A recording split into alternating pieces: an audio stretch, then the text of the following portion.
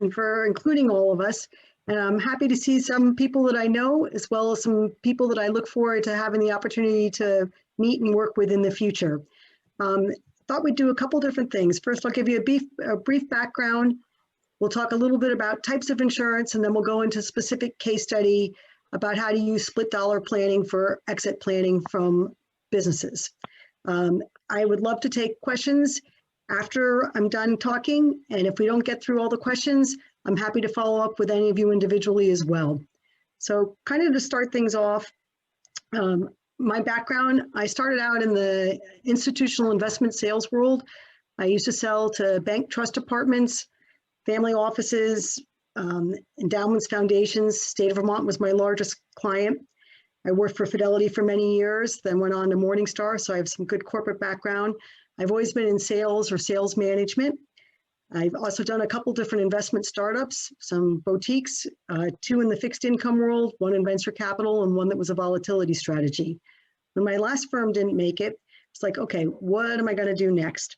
So I get this call from Penn Mutual, and I had heard of Penn because my dad was an estate planning attorney for Penn in New York City.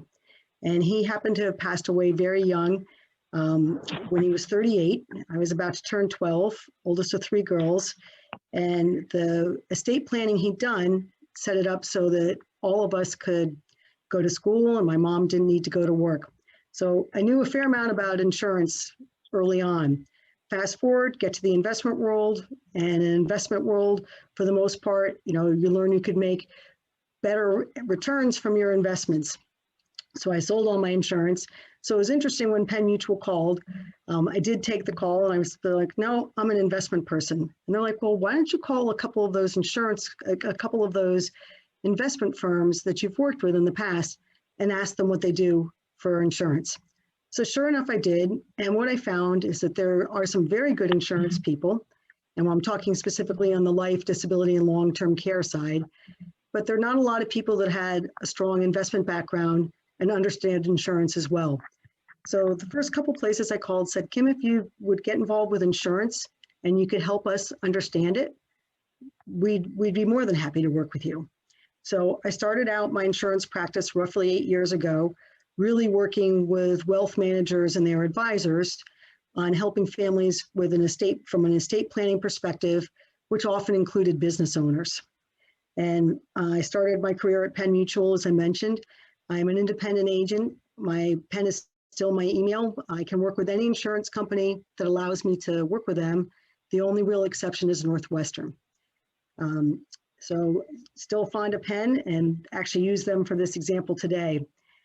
So what I thought we'd do next is go through different types of insurance, just so that the case study makes it easier to understand. So most of us are pretty familiar with term insurance. Term insurance is what you buy for a certain time period or a term, 10 years, 20 years. You buy a certain death benefit. Let's say it's $1 million. So you pay a set fee for the 20 years that you have the policy. If the person passes away during that time period, a death benefit is paid out to the beneficiaries.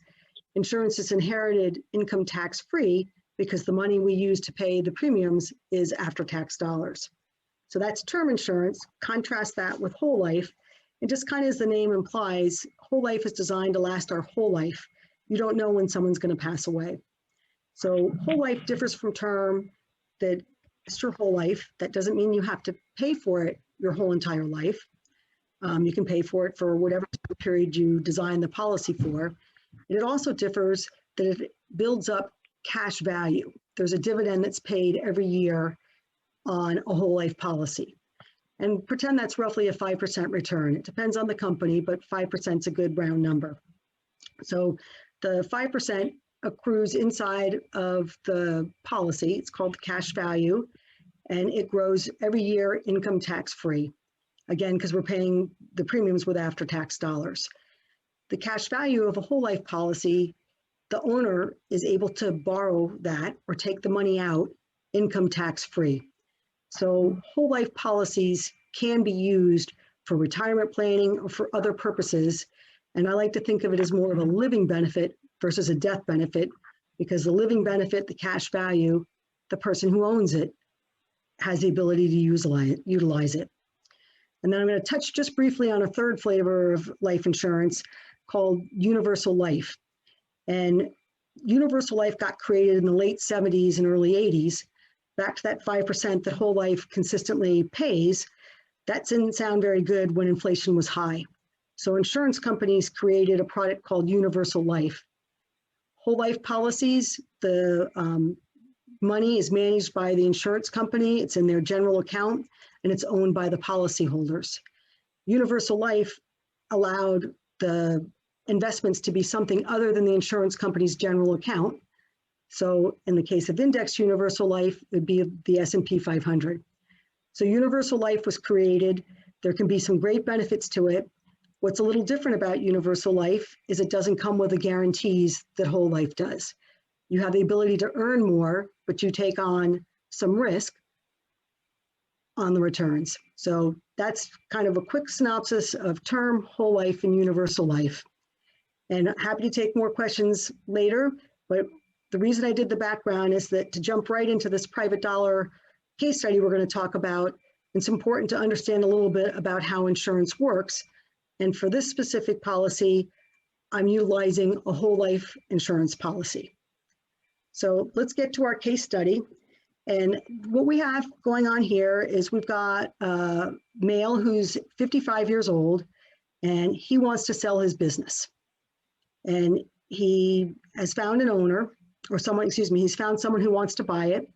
And he's okay exiting over time. He doesn't necessarily need to be paid all of the money up front or a portion of it. So the way split dollar plans work in general is kind of how the name talks, implies there's a split of something. So there are two types of split dollar plans. One's called an economic benefit, and that, as you might imagine, is where the company and the executive split the value of the insurance policy. And then, so specifically, the company would make sure they get all the costs back for the premiums, and they'd let the executive, whose life it's on, they would get over the costs, all that cash value that's accumulated over time on an income tax-free basis. So that's called an economic benefit. Then the second one, which is what we're going to spend our time on today, is called a loan regime. So instead of just giving it, it's taken out as a loan. So continuing with our story, we have a 55-year-old male. And insurance, it matters how old someone is and what their health rating is, because that drives the cost of the insurance. So he's going to sell his business. And part of the way he's going to sell his business, or how he's going to exit, is by setting up a split dollar plan. And the way that this is going to work is that he's going to have premiums of this policy for $500,000 a year for 10 years. The initial death benefit's $10 million. So with 55, paying $500,000 for 10 years, death benefit of $10 million. Those are kind of the basics. And then into how the split dollar works, there are very, very flexible plans, and that's why they're used a lot. And in addition to that, there's two great benefits at the moment, which I'll touch on in a minute. But so the way that it works is the company is going to loan the money to the executive. So the $500,000 that I talked about, it's going to be loaned every year for 10 years to the executive. So the company's going to have a line that says that they have loaned $500,000 out to, we're going to pretend it's Tom's company. It's going to be our male that owns this company. So they loan Tom, generally speaking, it's Tom's estate, the $500,000. They keep track of that as the principal amount. And the way that a split dollar plan works, the flexibility that I talked about, is that you can accrue this loan for as long as you'd like. You don't have to say how long it's going to be that you're going to accrue the loan. So you have a loan for the premium amounts, the $500,000, and then that's going to have interest accrued on it every year. So you're being loaned a principal amount as well as the interest amount. And the way a split dollar plan works from a technical standpoint is it can be paid back, the loan and the interest, at any time, or accrued for as long as people desire. What happens from a tax perspective is that if it's going to be paid back or bonused, when that happens is when there's a tax consequence. Hopefully that makes sense. So we've got our 500,000 every year going out, that's a loan, and then we've got interest accruing on that. So the way that we're going to set this up specifically, right, and I mentioned earlier that there's two reasons that these are very attractive right now. One is that the rates are incredibly low. So you have to have an applicable federal rate has to be assigned to it. You can't be below market rates. It has to be consistent rates. So my example right now had 1.12. We know that the long-term AFR rate, the applicable federal rate, has gone up to 1.3 and is heading to 1.35 in January. But for our example, we're going to have it starting at 1.12%. And then what I did in this example, which is what you do when you're going to be planning out or showing someone what the returns have the potential to be, you need to do different what-if scenarios. So we know that if rates are as low as 1% or just over 1%, and you've got returns north of 5%, we know that we're going to be earning more on the insurance policy, net the cost of insurance, than we are of the loan. So we have the ability to pay the company back really at any time for the money, or we can continue to let that accrue. So those were the assumptions that I made up as to what the rates were. And then I had a dividend scale of 5.75%. That's currently 45 basis points less than the current dividend scale. Again, you would stress test this to see, make sure that you're going to be conservative and that you know how things are going to work out. So we've set this up to $500,000 premiums for 10 years, starting off with our death benefit of $10 million. And we have an executive that's in a 30% tax bracket, right? So we've done this for 10 years. He's now 65. It's still going along. The company has not asked for the money back. So there's no tax consequences at this point. And the companies continue to accrue a loan as well as some interest.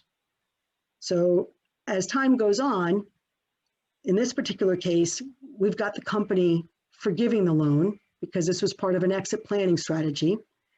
And we're going to say that in 20 years goes out, so he's now 75, he's left the company's going to forgive the loan that the monies that they gave, the $500,000 a year that they paid, which is the $5 million. Okay, the interest payment on the $5 million at the above rates that I highlighted that started at 1.2 are roughly $1.6 million after 20 years. So when they forgive that, the executive is going to have to pay, or the person who sold the company is going to have to pay the taxes. So we're saying that's roughly $500,000, $474,000. All right, in year 20, they're going to also forgive the loan. And the loan is $5 million. And I did this backwards. So the 1.5 is the interest that was on that loan. Sorry about that.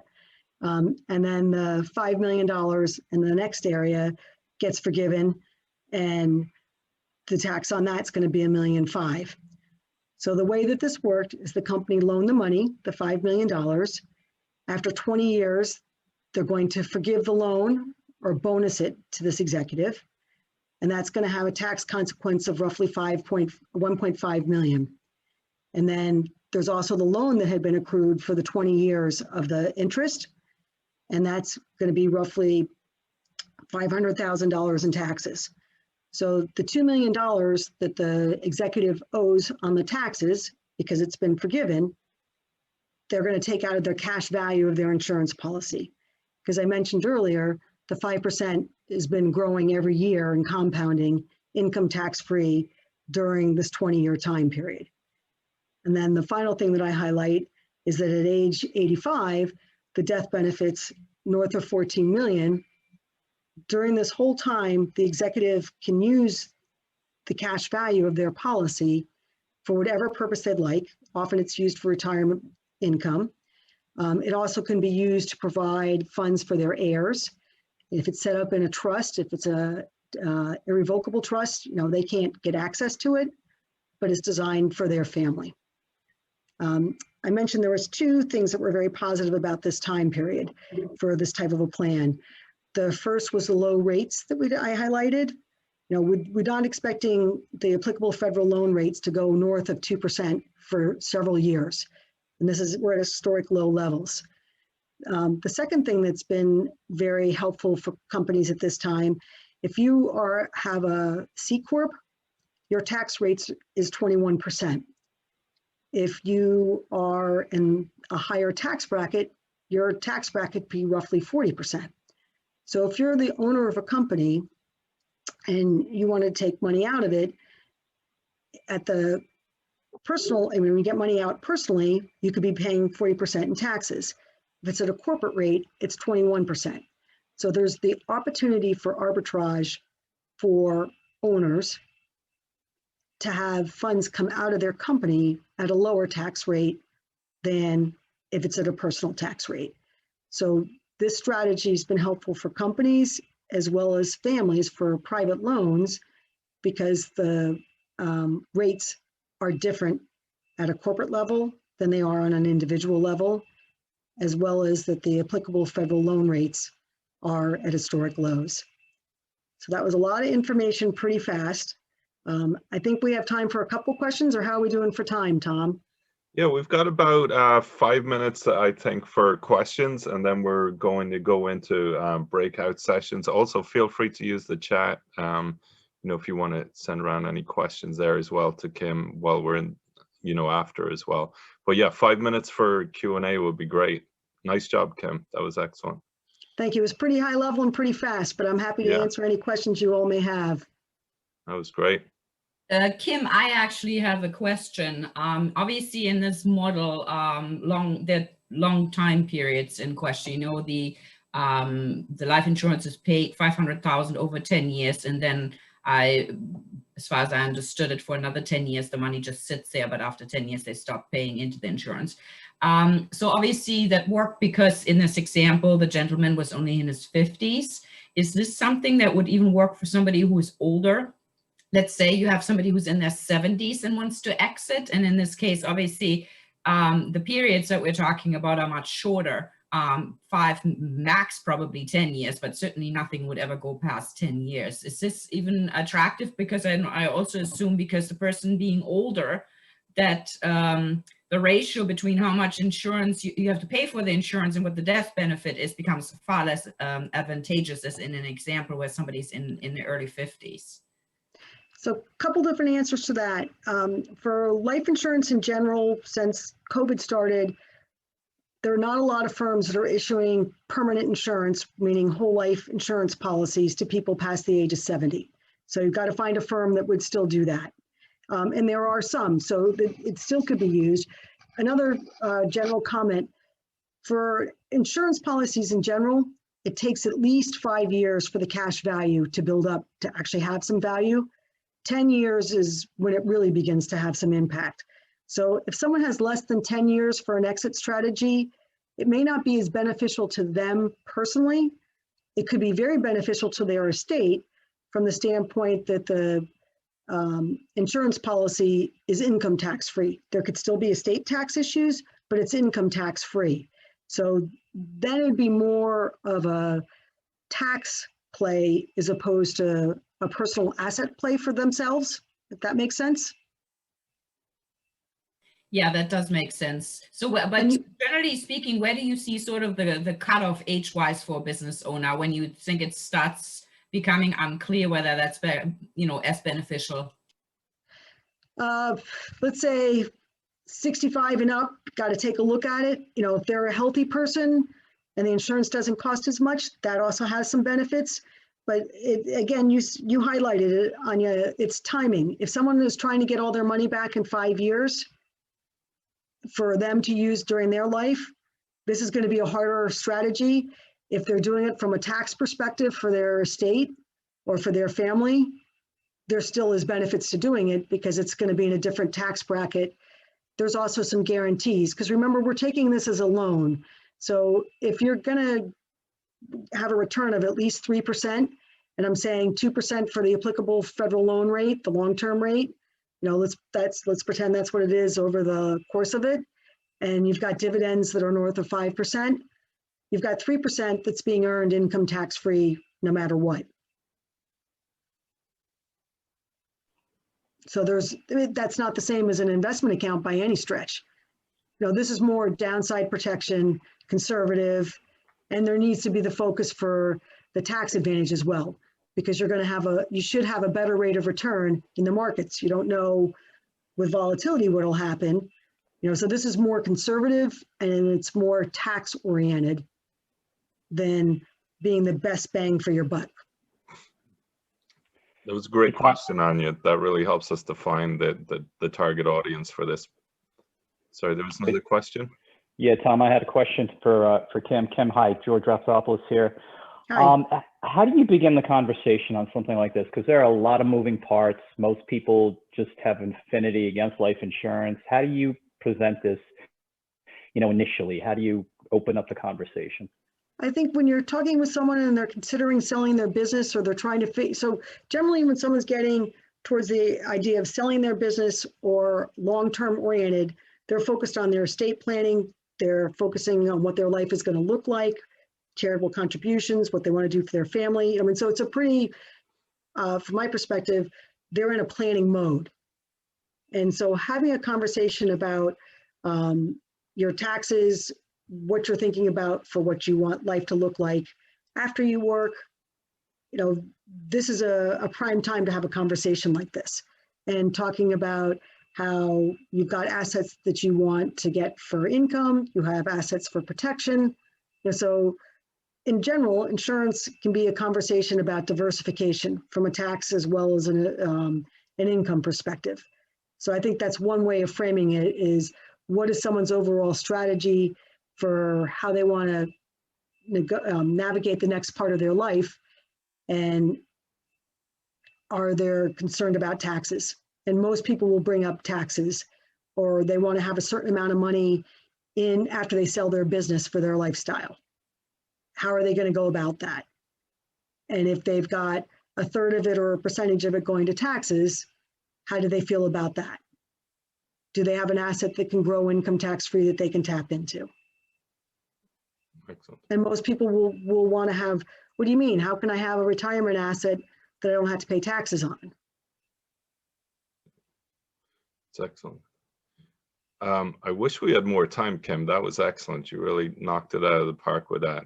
That's fantastic. I'm sure you're open to people reaching out to you